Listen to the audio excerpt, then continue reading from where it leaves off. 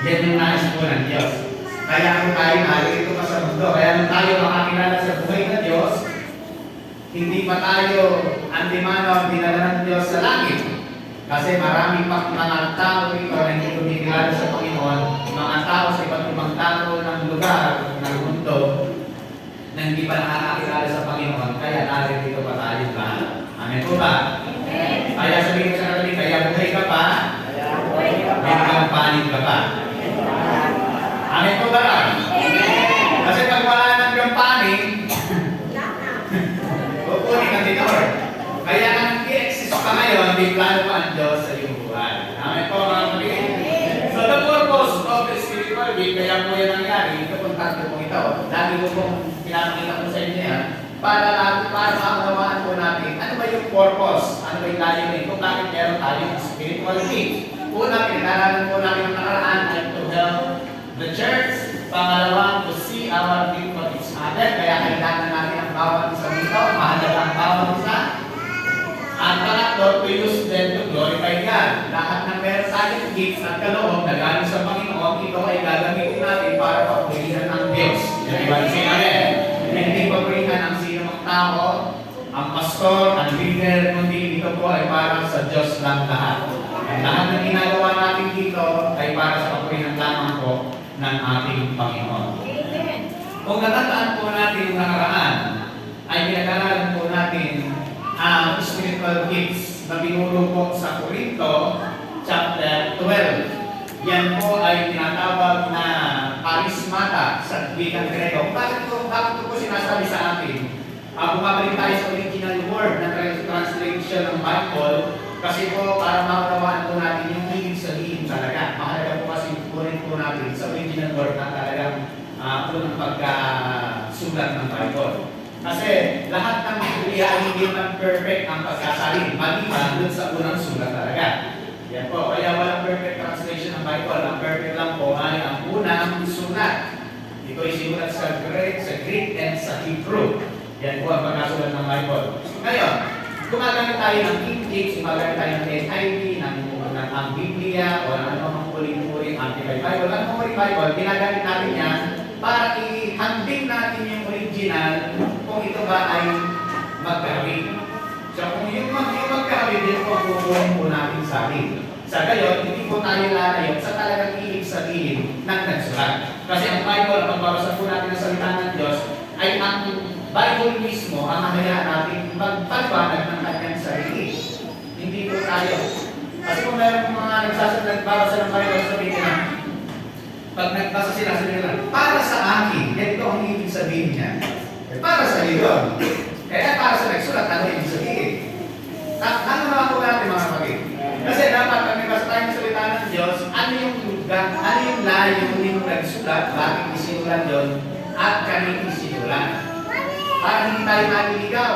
Kasi aware po ba kayo sa mga nagtuturo, basta pulat ka lang ng pulot ng talata, halos ng hagis, hindi naman alam kung ano yung context. Kaya naliligaw. So para suportahan lang kasi sila yung tama.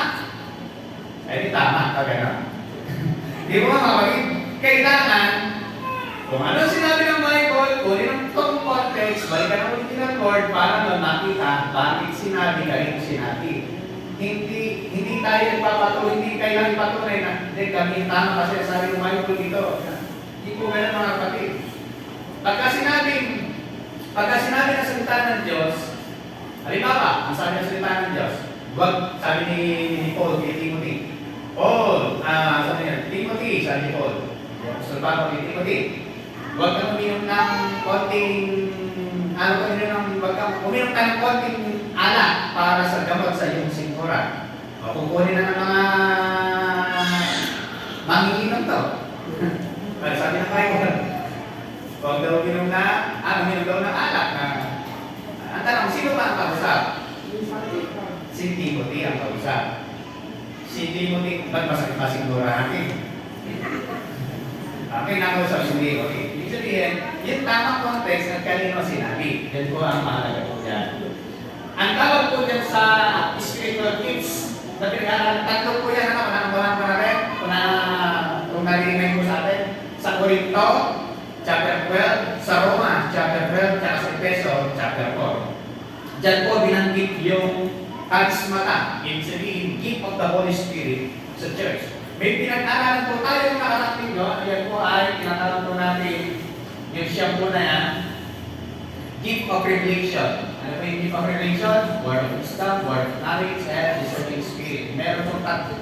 Sinabi po siya sa tatlo kategorya. Gift of power, ano po yung gift of power? Faith, healing, and miracles. And gift of utterance, or gift of speaking then. Yan po ay kategorya sa tatlo rin. Prophecy, speaking in tongues, and interpretation of tongues. Hindi na po natin papaliwanag yan, pinaliwanag na po natin nung nakaraan po yan. Ang purpose po ng lahat ng yan, kaya meron ng isang Kristiyano ng mga bagay po na yan para sa kapulihan ng Diyos. Ngayon, punta po tayo sa susunod na tinatalakay ni Apostol Pablo patungkol po sa spiritual na kaloob upang ito po ay ating maunawaan lahat at ating pong makita sa ating buhay kung meron po ba tayo nito. Punta po tayo on sa Roma chapter 12. Sabi po nito, sabi po ni Apostol Paul, "For by the grace given me, I say to every one of you, do not think of yourself more highly than you ought, but rather think of yourself with sober judgment, in accordance with the measure of faith God has given you." Itong mga kaloob na ito, kaya walang superior sa bawat isa sa atin, walang mataas, kasi ang sabi ng Bible, in accordance with the measure of faith. Ibig sabihin sa niya, in accordance with the measure of faith. Lahat ng kaloob na mayroon tayo, walang higit, lahat na yun pantay-pantay. Lahat ng pananampalataya na binigay ng Diyos sa atin yan, isa lang po yan, pantay-pantay sa atin lahat. Kasi sabi ng sa Paul, in accordance with the measure. Ibig sabihin, hindi po sinabing with a measure. Pag sinabing with a measure, kung ating pong babalikan ng grammatical English, ay, ang sabi po niya, pagka a ang ginamit, meron different na faith. Pero sabi po rito, with the measure of faith God has given to you. Pare-parehas po ang pananampalataya ng pinatalo sa atin ng Diyos. At walang mataas. Sabi po, tuloy po natin, just as each of us has one body with many members, isang katawan na maraming bahagi, maraming miyembro. And these members do not all have the same function. Sabi po niya, ang bawat miyembro ay mayroong function. Kasi nga po, yung gift na mayroon tayo ay hindi posisyon. Ito po ay function. Sabihin natin, function. Okay? Kasi po, mayroong mga pastor, wala naman church. Saan gagawin yung mga pastor? Nung naalala ko po, nung po kami po, nung ako po ay nag-apply ng license to marriage, kumuha po ako ng license para sa yung magkakasaluwa ko. Ang requirements po, nung kami po ay nagsaseminar, kailangan ay meron kang church building. Sa loob ng church, kailangan merong 200 members. Hindi po tayo nahirapan kumuha kasi tayo po ay denomination, corporation. Meron po tayong 12 churches. Ibig sabihin, sobra pa po tayo sa 200 members. Dahil endorsement lang naman po yung akin ng ating head pastor. Kaya binigyan po nila ako. Meron po mga pastor na pumunta, kumukuha ng license, wala yung church, ang meron ng table. Kumukuha ng lisensya ng pagkakasal para makapagkasal. At yun ang kanilang negosyo. Ginawang negosyo po yun. Ngayon, bakit po sinasabi yan? Hindi po para siraan ng iba.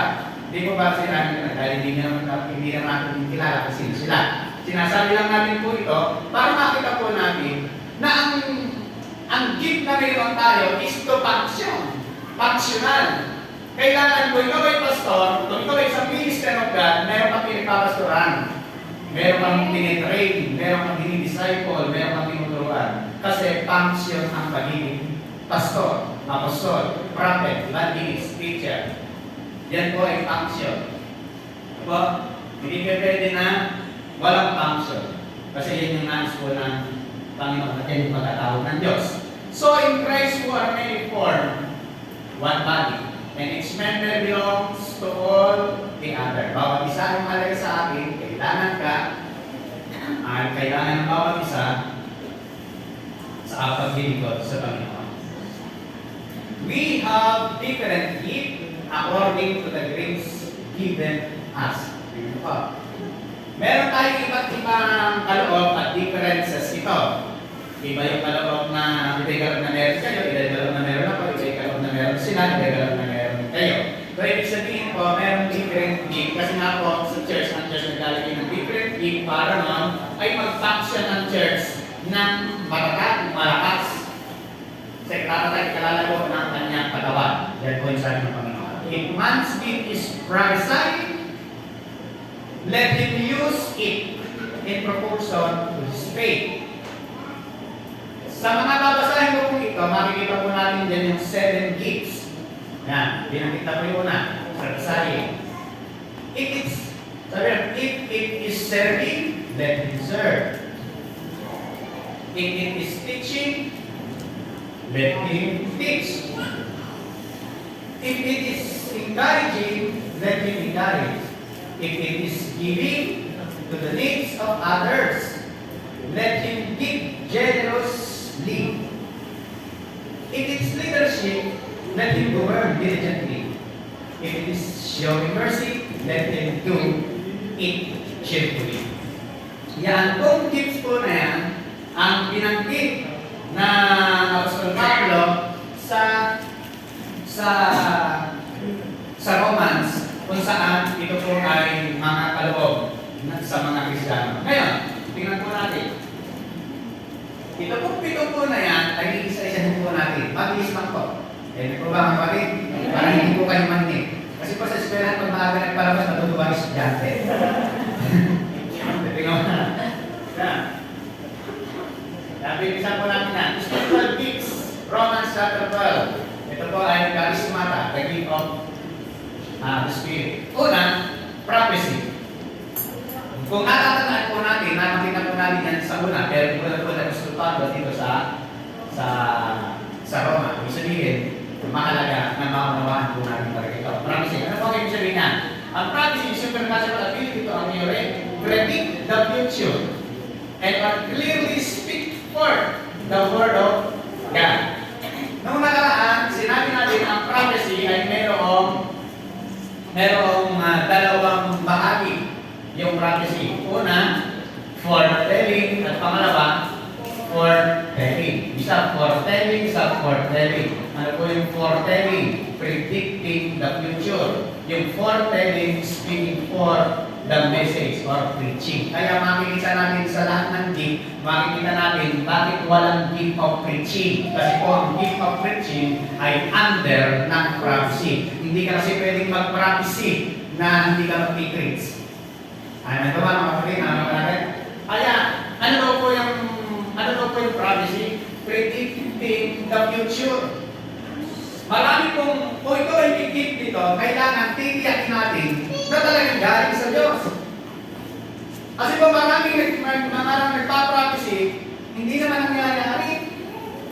Alam mo nga, sasabihin mo sa isang kandidato ng presidente, siya ang magiging presidente. Tapos hindi nangyari. Meron po ba kayong balitaan na gano'n nag-prophesy? Ikaw ang susunod na presidente ng bansang Pilipinas. Hindi naging presidente, sasabihin, dinaya kasi. Talaga namang magaya ng mga halalan. Kaya pala sa barangay. Marami mo sa barangay. Alam mo mga ang Diyos mananadaya. Pag sinabi ng Diyos na siya yung magiging presidente, kaya nagdayain mo yan, yan magiging presidente yan. Kasi ang Diyos ang nagsabi. Amen po ba? Tapos meron pa po ba kayong nabalitaan sabi, sa ganitong panahon, nung nakaraan, September 11, 2012 nila tayo, darating ang Panginoon.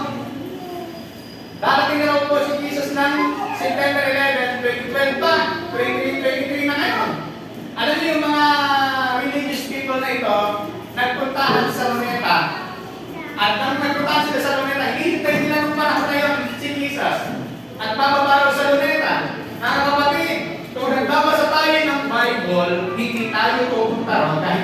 prophecy na darating si Jesus doon. Amen. Kung nagbabasa tayo ng Bible. Kasi kung nagbabasa tayo ng Bible, alam natin kung ano yung totoo. Kaya nga po sinasabi natin sa mga miyembro natin, magbasa ng Biblia. Huwag lang umasa sa nakikinig. Sa nagsasalita. Amin po para mga kapatid. Kaya bawat isa sa atin, kung sino walang Biblia, binigyan natin ang Bible, libre. May Bible po niya. Sino po walang Bible? Magbihingi lang po ng Bible, pagka walang Bible. Ipamimigay natin yung mga Bible dito. Nakatampak natin. Pamimigay po natin yan. Ibig sabihin, hindi tayo nakagalatatag maniniwala pagka sinabi ganon, kung alam natin naman. Una-una, ang Panginoon Jesus hindi pupunta ng luneta ng reservoir.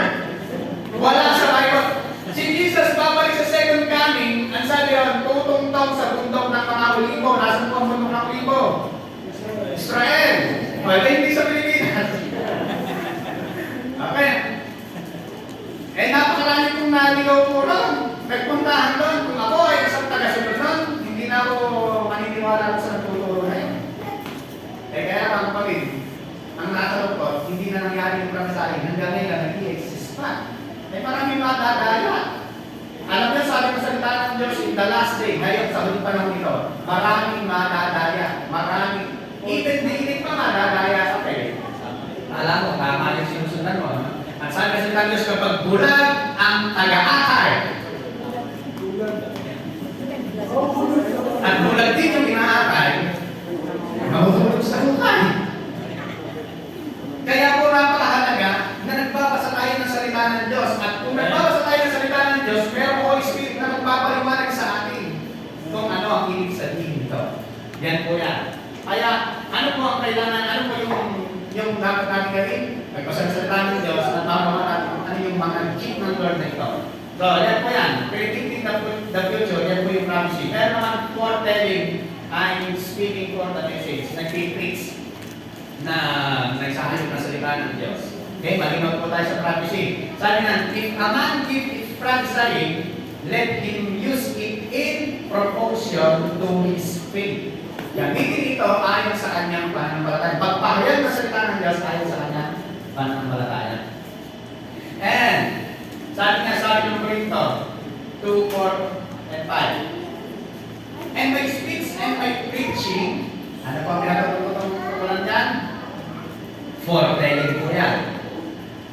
Were not with persuasive word of human wisdom, but in the demonstration of the Spirit of power. That your faith should not be in the wisdom of men, but in the power of God. Yun namang nag-preach. Yung nag-preach po, kapag nag-preach siya ng salita ng Diyos, kasi hindi naman po ito pakusahin ang pagsasalita. Alam niyo po, ang husay ng pagsasalita na pag-aaralan kapag ikaw ay nag-aaral ng public speaking. Mahusay kang tumayo, mahusay kang talumpati, mahusay kang magsalita. Napag-aaral po yan. Ang pag-aaral po yan ay public speaking. So kung ikaw ay meron ito, nagagawa mo rin naman. Kaya lang yung preaching, iba. Kasi ang preaching, hindi yung nagsasalita at may mataas, kundi yung laman ng sinasabi. Kasi yung laman ng sinasabi sa Word of God at yung Word of God may power. Ano po ang kapangyarihan? Marami nang nagsalita ng mahusay magsalita, pero hindi na bago ang buhay na nakikinig. Ito yung kaibahan ng preaching ng the Word of God. Kapag ikaw ay nagsalita, yung tao nababago yung buhay. Bakit? Kasi hindi naman ikaw yun, dahil yung salita ng Diyos yun. Yun ang nakapagpapago ng buhay. Kaya kung iisip pa kami nagpipig sa sabi, parang ako yata yung kinakausap, parang ako yata yung topic. Ibig sabihin, kinakausap ka ng Diyos. May kapangyarihan, nababago ka, parang naiiba yung pananaw mo. Ibig sabihin nun, hindi dahil mahusay yung nagsasalita, kundi mahusay ang salita ng Diyos. Amen po ba? Kasi kung tayo manananan lang sa mahusay ng salita, maraming mahusay ng salita. Ano po ba mga kapatid? Maraming mahusay. Kasi pag ikaw ay nakagaling ng mahusay ng salita, pumunta ka, tapos parang sa susunod, nag-over ka na, punta ka sa mahusay ng salita. Dahil gusto mo lang matanggalin mahusay ng salita. Pero hindi naman nababago buhay ng tao. Eh ito, sabi sa naman, but in the power of God. Sabi niya, but in the demonstration of the Spirit and of power, but in the power of God. Yung mga nakailan lang sa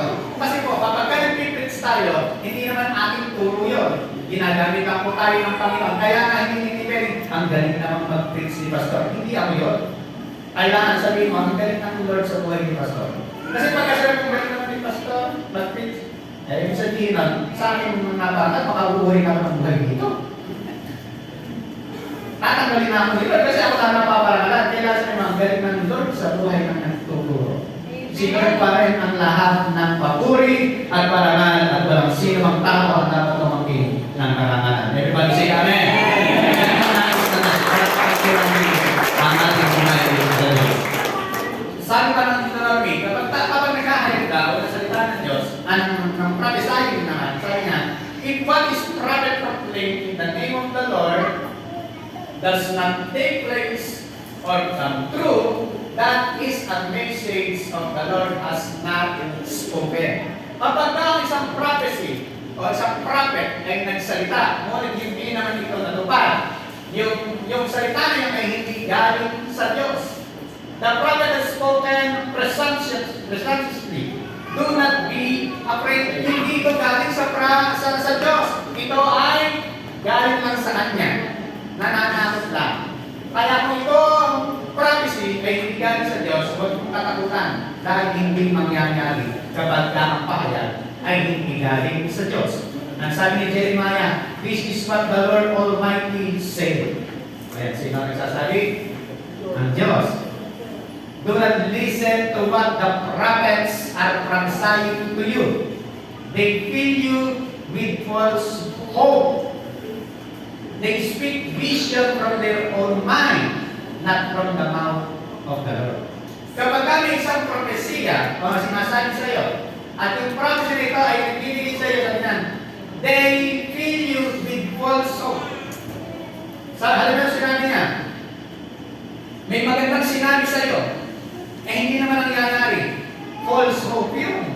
Pinaasa lang. Paasang propeta to. Nakatawa po natin. Kasi kailangan yung sinasabi niya accurately galing sa Diyos. At pagkagaling sa Diyos, mangyayari. Kasi galing sa Diyos, hindi galing sa tao. But the prophets who prophesy, which will be recognized as one truly sent by the Lord, only if his prediction comes true. But the prophets and the naman ng prophecy, pag galing sa Panginoon, sinend ng Diyos, ito, only if his prediction comes true. Mangyayari kapag galing sa Panginoon. Ito natin. Una, prophecy. Pangalawa, service or help, pagtulong or paglilingkod. Ano kayo sabihin? Supernaturally, natural ability to serve other, certainly.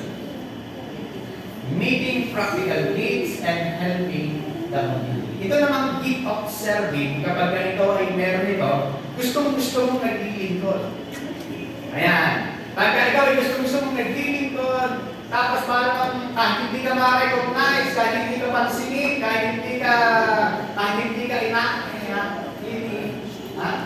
ina-acknowledge, yes, thank you, ay meron ka pa rin kasayahan maglingkod sa Panginoon. Supernatural ability to serve yan eh. Parang gusto mong laging naglilingkod. Kahit wala nakakakita, naglilingkod ka. Kahit wala nakakakita, gusto mo naglilingkod. So, ibig sabihin, meron kang service, gift of service, or gift of help. Gusto mo yung ginagawa mo.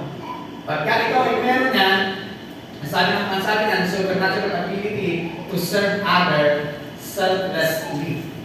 Hindi makasarili paglilingkod. Meeting practical needs, yung mga nangangailangan, talagang tinutulungan mo, and helping the community. Yan yung mayroon naman ng mga tao. Meron iba, pagka hindi na-recognize, ala na, nagtatampo na. Gawa ng gawa sa church, gawa ng gawa sa Panginoon, tapos hindi na-recognize, hindi naman napapansin. Hindi naman napapansin ni Pastor. Papansin pa naman napapansin sa paglilingkod ko, di ba? Ang may gift of serving, kahit hindi ka napapansin, naglilingkod ka. Bakit? Hindi ka mas pwede Pastor naglilingkod eh. Hindi naman sa tao naglilingkod. Sa Diyos. Naglilingkod. Amen po mga kapatid. Kaya kung sa Diyos tayo naglilingkod, hindi tayo nakahanap ng appreciation of man, kundi Ang pinipilis natin ay si Lord. Ano pa? Teaching. Gift of teaching. Ang gift of teaching is natural ability to explain and impart knowledge and understanding of God's Word to others. Kapag meron kang gift of teaching, mahusay kang magpaliwanag. Yung pinagpapaliwanagan mo, parang pagka nagsasalita siya, nakaupo ka dyan, tapos pala yung sabihin mo, natututo ka, hindi yung nakikinig ka, nung bago ka naman ligtas ka. Pagkatapos mong makinig, hindi ka naligtas, nakumpis ka na. Naku, nakakupon na. Kasi nga, nakumpis ka na sa nagtuturo. Dahil pagka merong gift of teaching, supernatural ability to explain and impart knowledge and understanding of God's Word. Na ipapaliwanag niya. Siyempre, meron akong mga teacher. Katulad sa araw ng teacher, si Coco. Yung teacher na nag-aaral namin dyan. Napag-aaralan naman yung pagtuturo. Kaya lang, iba kasi kapag salita ng Diyos ang tinuturo. May power po yun. Amen po ba mga kapatid? So, yan po yung gift of teaching. Biruin mo, hindi ka nag-aaral ng teacher, pero nagtuturo ka. Ano ang ibig sabihin na? Genius. At tulad ko, nag-aaral ng professional teacher. Hindi ako nag-aaral ng teacher. Umasa lang ako sa gift ng Panginoon, kaya ginagamit ko, nag-develop, humuhusay. Isang prema ng Diyos. So, ibig sabihin, kapag meron kang gift, i-develop mo, gamitin mo, huhusay. Lalo na pa-practice. Yan po yung gift na yan. Meron kang gift of teaching. Napapaliwanan mo ng ikahusayan ang salita ng Diyos. Sabi niya na, tingnan po natin ito. Example. Meanwhile, a Jew named Apollos, meron po isang Hudyo ng pangalan ni si Apollos, ang king of Alexandria, came to Ephesus. Napunta sa Ephesus. He was a learned man, marunong, with a true knowledge of the Scripture. Pagdating sa kautusan, pagdating sa law, dahil siya ay Jew, learnable. Ayun sabihin, matalino, marunong, he was a learned man, with a true knowledge of the Scripture. Si Apollos po yan. He had been instructed in the way of the Lord and he spoke with great fervor and thought about Jesus accurately. Nagtuturo din po siya. Kaya lang itong si Apollos ay yung kanyang pagtuturo ay Old Testament by law. Nagkapan natin? By law yung kanyang pagtuturo. Bakit? Only the baptism of John. Yun lang ang alam niya. Kailangan baptismohan para maligtas. Ang kaligtasan ng mga kapatid, wala sa baptismo. Dahil kung sasabihin natin para maligtas ka, magpabaptismo ka, hindi gawa ng kaligtasan. By word na. Ang kaligtasan, kapag gano'n. Eh, sabi ng salita ng Diyos, ang kaligtasan ay by faith alone. In Christ alone. By grace alone. Kaya ang yan lang ang pagkakaalam po ni Apollos. Ang alam lang po niya, kahit siya marunong sa kautusan, ang alam lang po niya ay only the baptism of John. Kaya po, mapapatunayan po natin na siya po ay lumalakad pa according sa law. Kasi nagtuturo siya saan? He began to speak boldly in the synagogue. Ano po ba yung mga synagogue? Ang synagogue po, yan po ay mga baliktad na term. Parang ganito. Para makakapag natin kung ano yung synagogue. Halimbawa, yung simbahan ng Katolik dyan sa bayan. Malaki yun. Kung convert natin po ito ng Judaism, yan po ay temple. Ang tawag yung dyan, temple, yung malaki. Yung namang maliit, yung nandito, bisita. Ang tawag dyan, synagogue. Ano po natin? Yan po ang synagogue na tinuturo. Ibig sabihin, ito si Apollos nagtuturo sa synagogue. Ang synagogue ay under the law ng mga Hudyo. Kaya ang tinuturo itong si Apollos, dahil alam niya, kabisado niya ang kautusan ng mga Hudyo, ay makarating pa sa law. Kaya alam po niya about kay Jesus ay baptism lang ni siya. Ngayon, when Priscilla and Aquila heard him, narinig po siya nito si Priscilla and Aquila, they invited him to their home. Halika, sumama ka sa amin, pumunta ka muna sa amin. At nung sila yung nagturo, nagpapawalagan sila, tinuro ng mag-asawang Priscilla at Aquila kay Apollos, yung daan ng Panginoon. Tinuro na niya yung grace, tinuro yung biyaya. Sa biyaya tayo maliligtas, hindi sa pagsunod sa mga kautosan na yan, hindi sa pagsunod sa 10 utos. Alam niyo, ang kautosan ng mga Hudyo, hindi lang 10. Marami, 612. Yan ang umulo. Eh, sumuway ka lang sa isa, patay ka na. Hindi na 10 utosan, meron ng mga Hudyo. 600 mo. Eh, ngayon, yun ang alam ni Apollos, kaya nung nagtuturo sa synagogue, narinig siya ng dalawa. Alam niyo po, kilala niyo po ba si Priscilla at Aquila? Yung katibahin niyo? Hindi po yun. Siya, Priscilla at Aquila, disciple ni Apostol Pablo. Yan. Tinuruan siya ni Apostol Pablo na disciple, kaya nung marinig nila doon si Apollos, bagamat makusay, hinayaan na nasa kanila. Pinaniwanagan patungkol sa daan ng Panginoon. The way of God, more integrity. Ito po yung ginawa nila. Tinuro na kung ano yung biyaya ng Diyos, dahil kay Kristo tayo naligtas sa pananampalataya kay Jesus, naligtas tayo. Yun naman ang turo ng Apostol Pablo. Kaya aral na aral itong si Priscilla at Aquila dahil yun ang turo ng Apostol Pablo. Yan po ang kanyang itinuro. Ngayon, ano ang meron gift itong si Priscilla at Aquila? Gift of preaching. Kasi pinaliwanag nila kay Apollos kung ano yung talaga daan ng Panginoon. Maliwanag po ang kapatid. Tuloy po natin. Prophecy, service, oral preaching, pangapat, exhortation. Ano po ang exhortation? Exhortation ay supernatural ability to encourage and build up others in their faith and personal growth. Ito po isa pong maganda. Kasi, alam niyo yung nag-innovative of exhortation, papalingin mo ng following, hindi tatayo yan. Pero bigyan mo ng one-on-one na sabi mo, ay, dun siya mahusay. Bigyan mo ng cell group, dun siya mahusay. Sa one-on-one and group, dun lang po siya mahusay. Yun yung kanyang kakayahan. Kasi ang gift niya ay to encourage. Nag-i-encourage na po siya. Kaya kung meron gift ka nito, eh ikaw ang nagtaga-encourage dapat dun sa mga nanghihina. Ikaw yung nag-encourage dun sa mga nawawala. Kasi gift po yan ang exhortation. Supernatural ability to encourage and build up others in their faith and personal growth. Pagka kinapusap mo yung isang tao na backslide na sana, hindi na tutuloy. Kasi encourage siya. Sa Bible meron niya.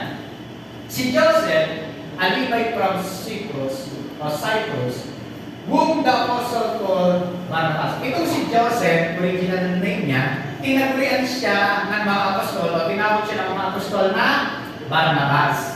Ano ang ibig sabihin ng Barnabas? Son of encouragement. Ganda ng kanyang pangalan, ha? Son of encouragement. Kasi bakit? Itong si Barnabas, talagang nag-i-encourage siya. Siya ay talagang encourage. When he saw, nung panahon itong si Joseph, nung panahon ni Paul, nung makakilala si Apostol Pablo, di ba si Apostol Pablo, ano po ang ginagawa niya sa mga Kristyano? Pine-persecute niya, pinahihirapan, pinapatay, pinagdinigihan, kinakalagdag sa kabayo, ganyan ginagawa sa mga Kristyano. Eh nakakilala sa Diyos si Apostol Pablo. Ngayon, walang ibig tumanggap sa kanyang mga Kristyano. Kasi, baka nagpapabarin na Christian yan, ako, wala tayo dyan. Natatakot silang lahat. Kasi nung nakakilala sa Apostol Pablo, may persecutor siya, sabi inuusin niya ang church. Ngayon, anong gustong lumapit sa kanya? Halimbawa tayo, mga grupo ng Christian, may meron mga umuusin.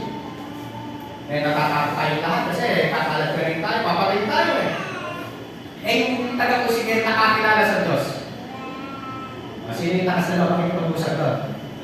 Kung alam hindi pa gano'n napaka-nandolo lang yan, yan yung nangyari. Ito ngayon, when the soul, ang pangalan pa po nila ng Saul, si Pablo po yan, came to Jerusalem, he tried to join the disciple. Pupunta siya sa mga alagad. He cried. Pupunta sa mga disciples. But they were all afraid of him. Natakot sila, not believing that he really was a disciple. Totoo bang naging disciple na siya? Natakot sila lahat eh. But Barnabas took him and brought him to the apostle. Ano ang ginawa ni Barnabas? Kinuha si Apostol Pablo, dinala sa mga disciple at pinakilala itong si Saulo na ngayon ay Pablo ay apostol na ni Kristo. Huwag na kayong matakot sapagkat siya ay totoong nakakilala na sa Diyos. Kaya gano'n ang ginawa ni Barnabas. Kasi halimbawa, si Apostol Pablo naging Kristiyano na, pupunta sa grupo ng mga Kristiyano. Sabi ng mga Kristiyano, natatakot sila, hindi na naman yan. Si Apostol Pablo, nakakilala na sana sa Diyos kung bakit sila ulit. Kasi walang tumakot sa kanya eh. Ba't ganito mga Kristiyano, bakit na parang nagagawin ko, ayaw nila akong tanggapin. So, papaalis na sa akin sa Apostol Pablo. Bata ka ng Kristiyano, siyempre, bata Kristiyano, matatampuhin. Matitis rin. Naman, alis na sana siya. Kaya lang, kinuha siya ni Barnabas, in-encourage siya. Kaya gusto ko, halika papakilala kita sa mga disciple. Yan ang gift ng exhortation. Ginawa ni Barnabas sa mga. He told them how Saul on his journey had seen the Lord. And the Lord has spoken to him and how Damascus they had preached fearlessly in the name of Jesus. Diyan ang pagtama ngayon si Apostol Pablo sa Panginoon. Bakit? Meron kasi isang encourager na dumating sa kanya. Magbabackslide na sana. At tatalino na sana ulit sa pananampalataya. At tumanggap sa kanya. Kaya lang, meron pangalang Jose na tinurian ng mga apostol na Barnabas in-encourage itong si Apostol Pablo. Bakit ko ba yung encouragement? Okay ko ba yung gift na yan? So, pag meron tayong gift niyan, may-encourage natin yung mga tao na sana ay magsisuicide na, magpapakamatay na, pero pinuntahan mo, ba? Lumakas pang muli. At nakita, ako, mahal pa pala ng mga kapatid ko. Ayan. Nagkarilangan pa kayong dalawa. So, gano'n ang nangyayari. Sometimes later, ito na ngayon. Sometimes later, Paul said to Barnabas, eto si Barnabas, pakita ko muna sa inyo yung background. Ano ba? Si Barnabas, siya yung nag-alaga kay Paul. Nakuha po natin. Dahil si Paul, bago na nagpapaya. Kaya lang, si Apostol Pablo ay, nung ginagamit na siya ng Panginoon, nung na-disciple na siya, ginagamit na siya ng Panginoon, ginawa na niya yung kanyang tungkulin bilang pagkatawag sa kanya kasi si Apostol Pablo kailangan ng apostol ng Panginoon. Ang dami niya ng pupuntahan, nag-build na mga churches. Ang dami niya nag-build na churches. Pero ang nag-disciple sa kanya ay si Barnabas. Siya yung nag-encourage sa kanya. Siyempre, ang dami niya nag-build na churches, ang dami niya ng mga nagtatayong church. Ngayon, naging drivership na, nasa drivership na itong si Apostol Paul. At si Bernabé na lang, si Barnabas, siya na lang yung nakasakay. Kasi, ang dami ng tinayong churches nitong si Pablo eh. Ang dami ng tinayong church. Ganyan po yung kanyang gift, pinakaman na kanyang gift. Meron silang missionary journey. Pupunta sila sa isang lugar.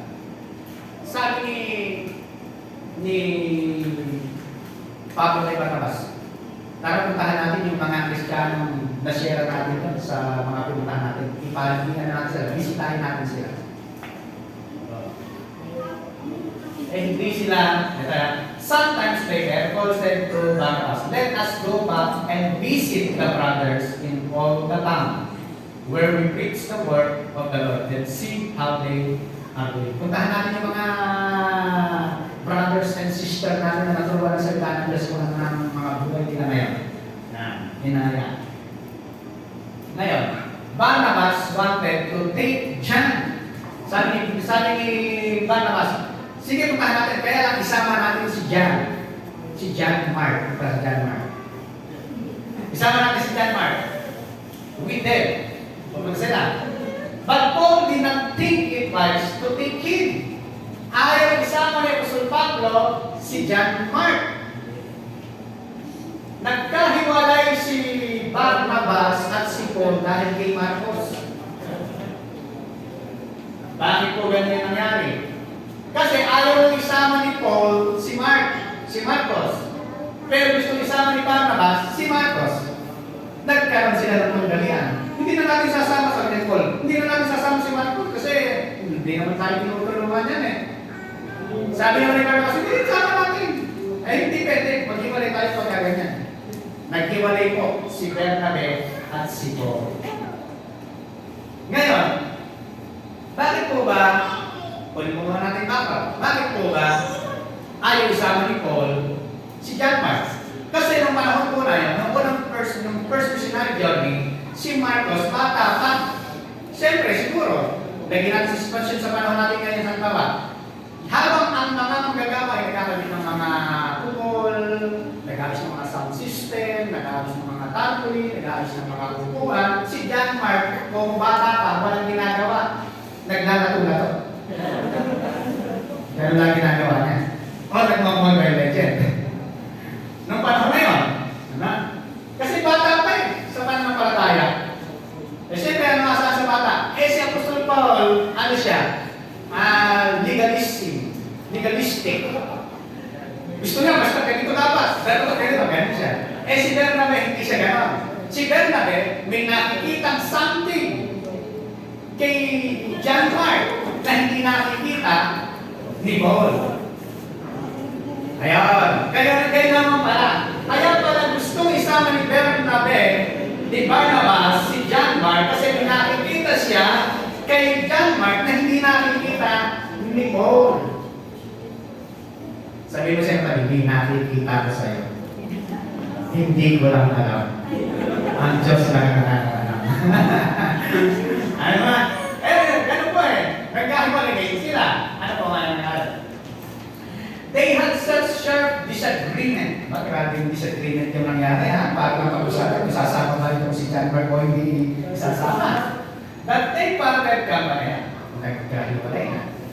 Barnabas took Mark and said for Cyprus. But Paul chose Silas and then commanded by their brothers to the grace of the Lord. Yan. Isinama ni Barnabas si Mark, pumunta sila ng Cyprus. Isinama ni Paul si Silas, umalis na rin sila.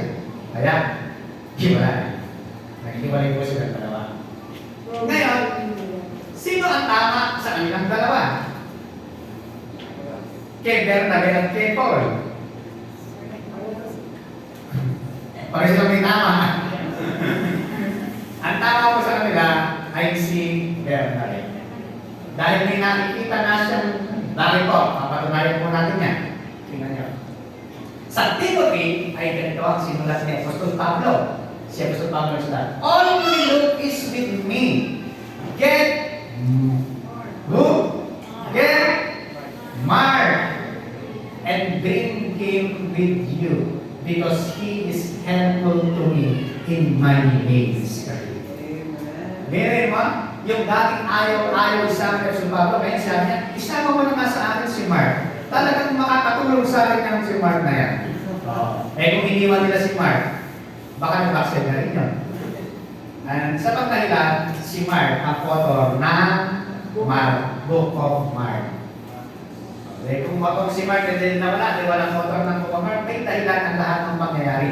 Ngayon, inakali sa Apostol Pablo, na mahalaga pala sa ministry, si Marcos. Kaya yung mga batang mga manggagawa, unamahin na natin sila, talagang gano'n siguro. Ano? Kaya kung may naglulog-lulog natin, nanawatan na. Diba? Patapakala sa pananampalataya, kaya na. Ganun po. Okay? And 5. Giving. Ano po yung giving? Supernatural ability to give generously and share resources to support the work of God and bless others. Ito naman po yung kakaiba ng merong gift of giving. Ang merong gift of giving, bigay lang ng bigayan. Dukot ng dukot, alagang ng dukot niya. Yan, gift of giving. Talagang, sila yung talagang more. Lahat, hindi ko sinasabing lahat yung hindi. Ang ibig ko sabihin, lahat nagbibigay.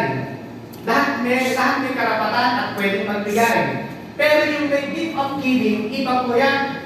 Diyan maraming nalalaglag ang panga. Naibigay niya yung ganong kalaki. Ayan, ganon. Kasi nga, iba yung gift ng gift of giving. At alam niyo mga kapatid, ang merong gift of giving, huwag mong hihingan. Hindi natin hihingan niya kasi ang kahinaan nila pag hinihingan sila. Kaya mo lang silang kusang magbigay kasi pagka ako sa nagbibigay yan, talagang bigay ng bigay yan. Huwag mo lang siyang hihingan. Kasi ang kahinaan ng mga merong gift of giving, pag hiningan mo na. Nahingan mo namin. Kasi pagka hiningan mo siya, parang feeling niya, pinamumanahan mo siya. Ayan mo lang siya. Sa church, hindi lahat nandun yan. Iminumudbud ng Panginoon sa bawat churches yan. Bakit? Kasi lahat niya ay mahalaga at kailangan ng resources ng bawat church para ang kahalagaan ng Diyos ay mag-expand at umusad. Amen. Yan po ang gift of giving. So, nagpapili ito, give generously, talagang bigay ng bigay. Tingnan po natin ito. Ito si Joseph na tinaguri ang Barnabas. Alam niyo po kung ano siya, kung ano yung meron siya. Sabi niya ron, sold a field, he owned and brought the money and put it at the apostle feet. Nagbenta siya ng lupa at yung pinagbentahan, ibinigay sa mga apostol. Ganon ang meron, hindi lang siya encourager. Anong ilang gift na meron si Barnabas? Dalawa na nakita natin. Giving generously at sa encouragement. Kasi nagbenta siya ng lupa, ibinigay sa church, sa mga apostol yung pinagbilihan. Ganon yung kanyang pagiging generous. Meron siyang gift of giving. Yun yung kanyang ginawa. May gumaya sa kanya. Kilala niya? Mag-asawa? Si Ananias at si Sapphira. Namatay sila dahil sa pira. Babasahin niyo yung gawa chapter 5 natin yan. Kasi nga, yung mga tao na nag-gift of giving, nagbebenta ng lupa, binibigay sa mga apostol. Eh yung mga asawa na gusto nilang gayahin. Yung ginaya nila. Alam niyo kung ano yung meron lang sila, gusto nila i-acknowledge lang sila, i-acknowledge, gusto nila purihin lang sila ng tao, kaya nila ginawa yun. Kaya benta rin sila, ibinigay. Para sabihin, benta rin itong mag-asawa na ito, ibinigay, pero hindi naman totoong binigay lahat. Nagtira. Patay. Sabi niya sa Pablo, bakit nagsinungaling sa Espiritu Santo? Yung asawa mo hapon, kalilibin lang, ito naman susunod. Bumagsak yung asawa, patay din, inilibin. Kaya pagka tayo ay kapag tayo gagawa sa Panginoon, hindi tayo gagawa para tayo purihin ng tao. Amen? Amen. Kaya tayo gumagawa, nagbibigay para pupurihan ang Diyos na pamagyayari ng isa. Ganyan po yung nangyayari sa atin. Okay. Moreover, as you Philippians, ito yung naman yung taga-Philippians, sabi ako sa Paul. Moreover, as you Philippians, know in the early days of your acquaintance with the gospel. Acquaintance with the gospel. When I set out from Macedonia, no one church shared with me in the matter of giving. Sabi na Pastor Paul. And receiving except you only. Ang church ng Philippians ay giver po sila. Sabi na Pastor Paul, kayo lang talagang tumutulong sa akin. For even when I was the Thessalonica, you sent me aid again and again when I was in need. Nung paano ako'y nangangailangan, padala kayo ng padala ng tulong sa akin. No! And not that I am looking for a gift. Hindi dahil ako'y humingi sa inyo ng anumang kabayaran o regalo man na. But I am looking for what may be credited to your account. Sabi ko, but I am looking for what may be credited to your account. Yung ginagawang pagbibigay ng mga taga-Philippians kay Apostol Pablo, ito pala ay pumapasok sa kanilang account. May bank account. Nasa yung bank account? Nasa langit. Eh, di ba mga kalit? Nakita ba natin? Lahat ng tulong na ginawa nila, naiipon, may bank account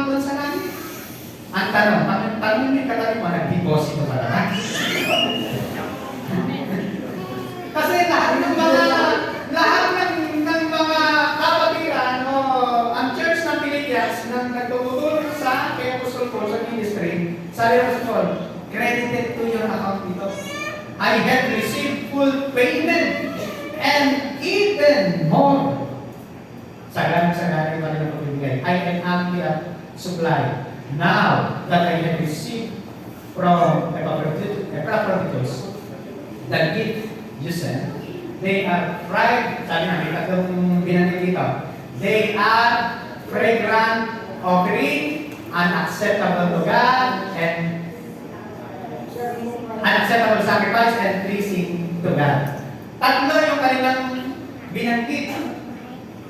Dahil itong church ng Ephesians mapagbigay, ito palang binibigay nila sa Panginoon. Ito pala po ay isang fragrant offering, isang pasamyong handog sa Diyos. Pangalawa, acceptable sacrifice, katanggap-tanggap na sakripisyo. Pangatlo, kalugod-lugod sa Diyos. Kaya lahat ng binibigay natin sa Panginoon, kung ayos ang puso natin sa pagbibigay, yan po yan. Isang masamyong handog sa Diyos, isang patanggap-tanggap na sakripisyo sa Diyos, at isang pleasing to God.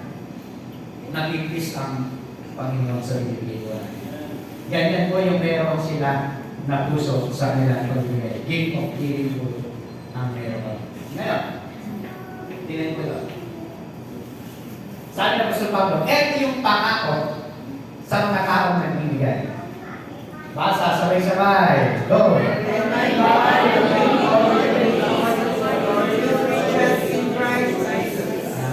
Ito yung pangako dun sa mga taong mapagbigay. And my God, sabi na Apostol Pablo, ang Diyos na pinaglilingkuran ko will meet all your needs. Ano ba ang pangangailangan nyo? Ano ba ang kailangan ng mga taga-Pilipos? Tutugunin ng Diyos ang lahat ng inyong mga pangangailangan according to His glorious and riches in Christ Jesus. May pangako sa lahat ng mga nagbibigay sa gawain ng Diyos. Lahat ng pangangailangan ay ninyong makakamit, matatagpuan dahil sa ginagawa natin sa Diyos. Pero mga kapatid, anong ba nila ito nung sila ay nagbibigay? Wala pa. Tama po mga kapatid. Kasi yung binasa natin ay chapter 15 hanggang chapter 18.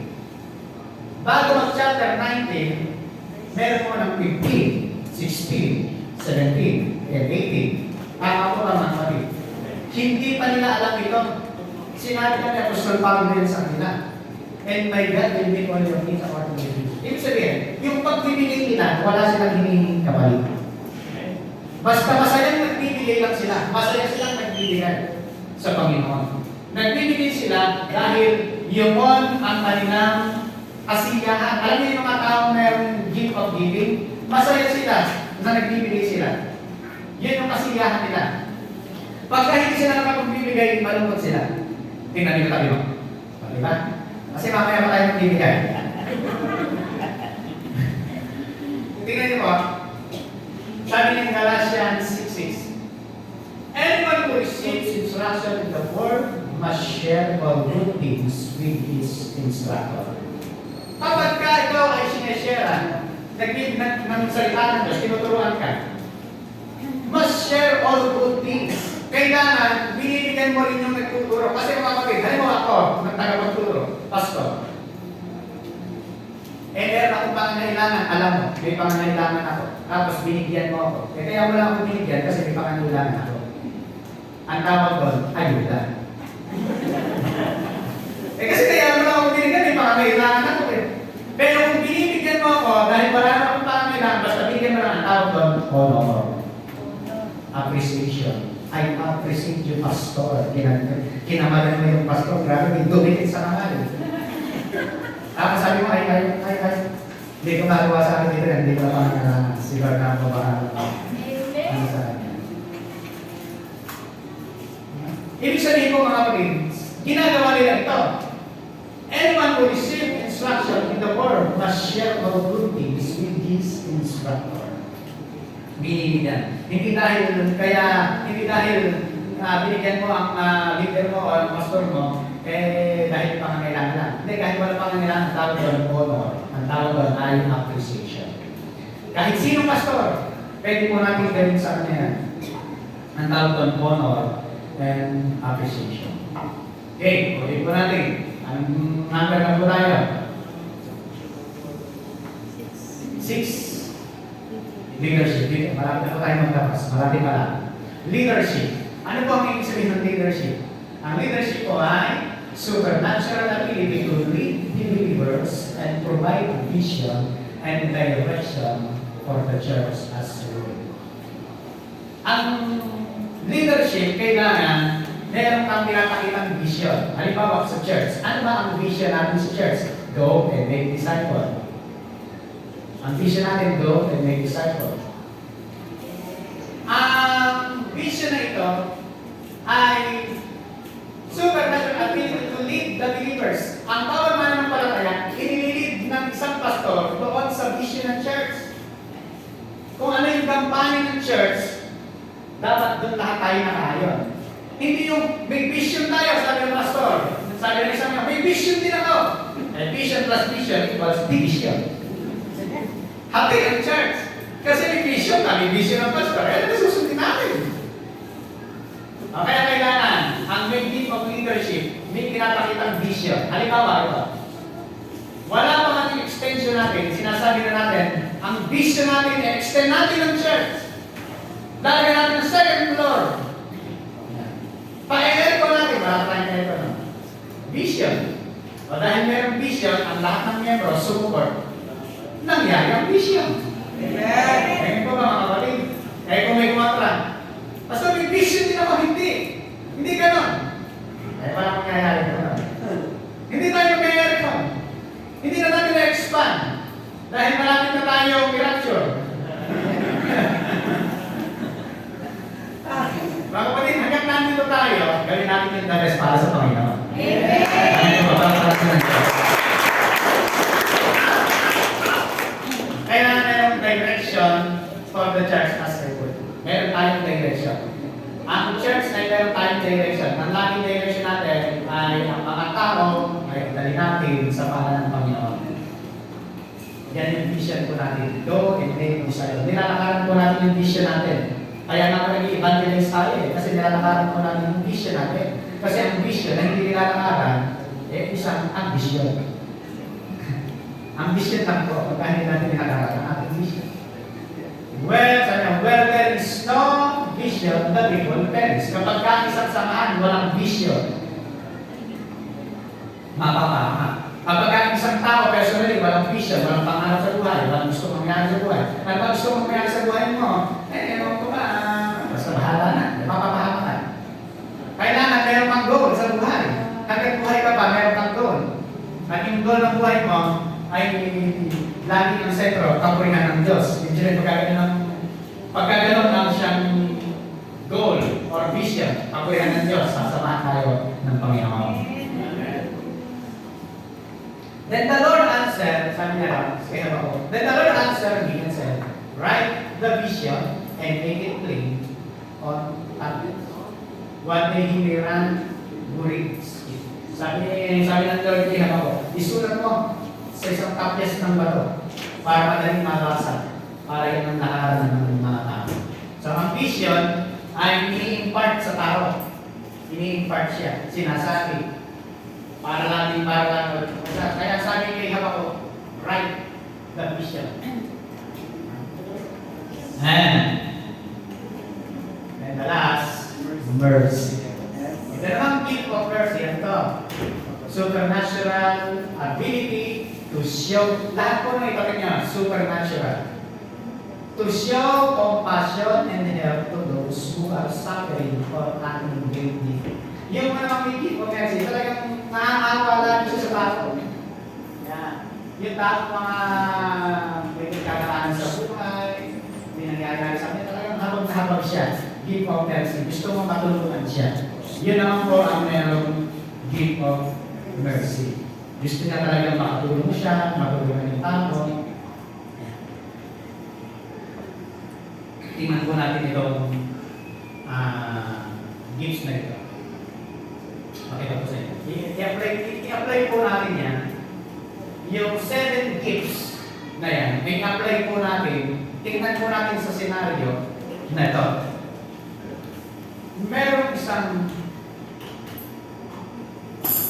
babae na may daladalang kape sapagkat ito ay dadali niya sa pastor na nandun sa opisina. Nagtinda siya ng kape sa kanyang pagtinda ng kape, dadali na niya rin sa opisina ang isang pastor. Ang isang ng pastor ang kami ito. Siya rin nadapa. Ngayon, i-apply natin yung pitong gifts. Okay? Una, dumating ang merong gift of mercy. Sabi niya, naku, kawawa ka naman. Halika, tutulungan kita ka. Masa ka lang gift of mercy. Tinulungan. Naawa siya kagad. Inakbayan niya. Umiyak na rin siya. Gift of mercy. I-apply po natin siya sa gift of service or gift of help. Ito naman gift of help, nung makita niya nakadapa yung isang babae, kinuha agad niya yung walis, kinuha agad niya yung dustpan, nilagsan yung mga bubog, at saka kinuha niya yung mga at saka wala siyang pakialam doon sa nakadapa. Basta, isa siya ng linis. Isa siya ng linis. Service niya. Gift of service. Ito naman, may gift of expectation. Nung pinuntahan niya kita kanina, daw babae nakatuwa, tumubuang-tuwa, ang sabi niya, nako, kawawa ka naman, halika, buti na ikaw, tuhod ka ng basic ka. Ako puso.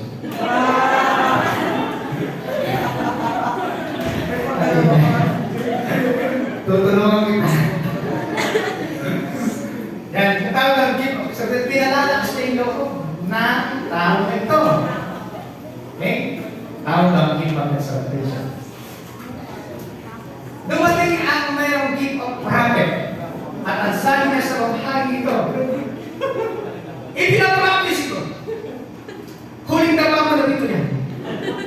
Hindi ka na muli matatapat.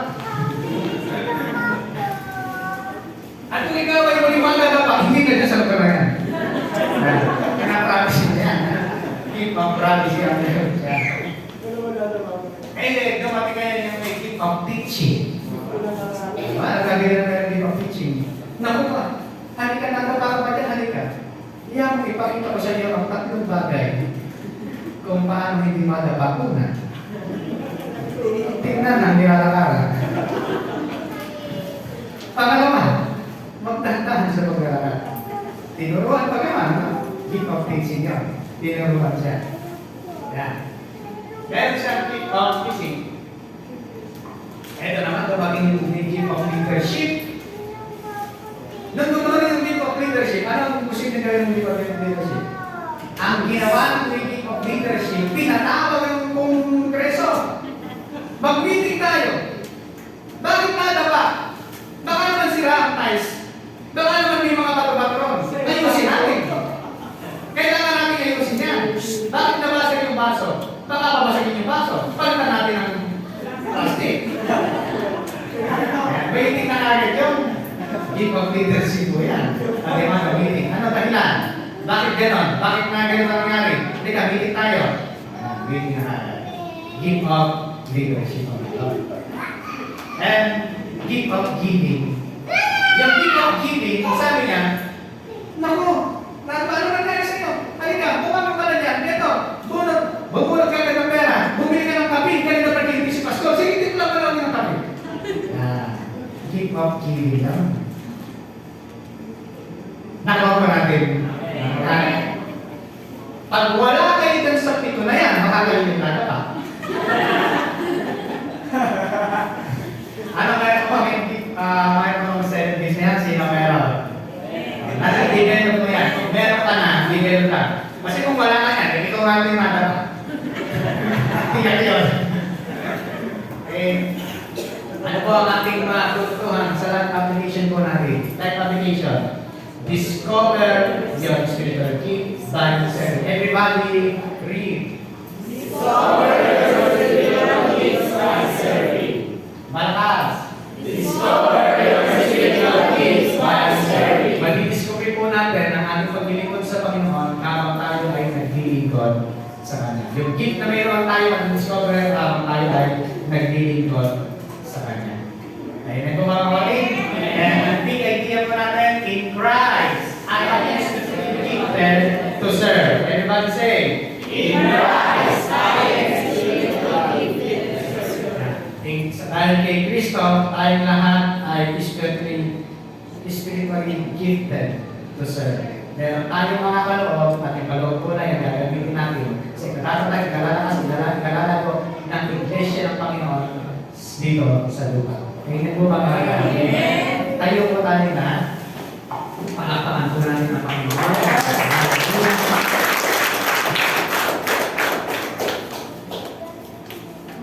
At habang po tayo ay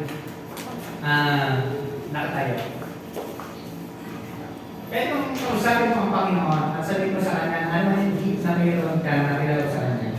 Ang Panginoon, na mayroon ako o ano ang mayroon ako, o kaloob na galing sa iyo, gagamitin ko po ito para sa patuloy ko ng Panginoon. Gagamitin ko po ang lahat ng buwan na ito para sa kapurihan ng ating Panginoon. Di ba mga kapatid, pwede ka personally may mag-usap sa Panginoon.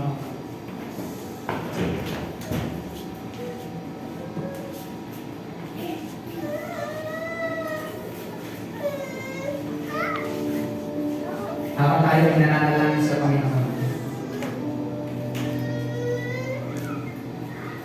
Alam po natin na ikuwin natin ang ating mga buhay sa paglilingkod sa Diyos.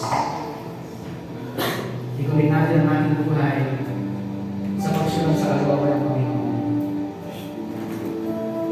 Sapagkat ang pagsunod sa kalooban ng Panginoon, ito yung makakabuti. Ito yung pagbimbing ng Lord sa ating Diyos. Hallelujah.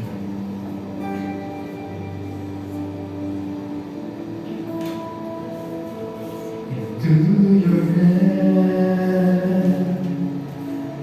I commit again with all I am for you, Lord. You hold the world in the palm of your hand, and I am yours forever. Minsan marami kayo sa Panginoon, gawin po natin panalangin sa Kanya.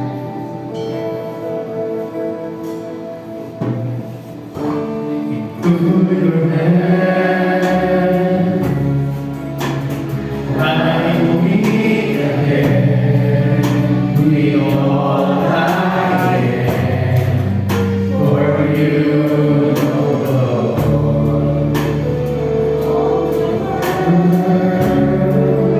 In the palm of your hand, and I am yours forever.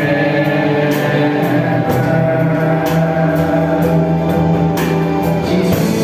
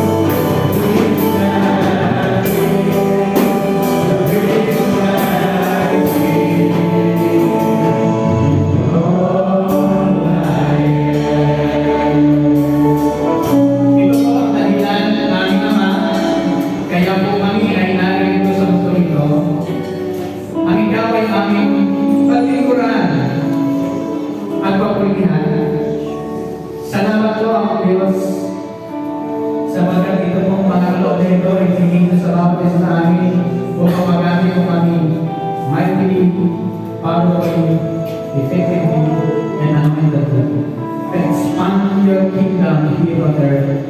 Salamat naman sapagkat naniniwala kami na mga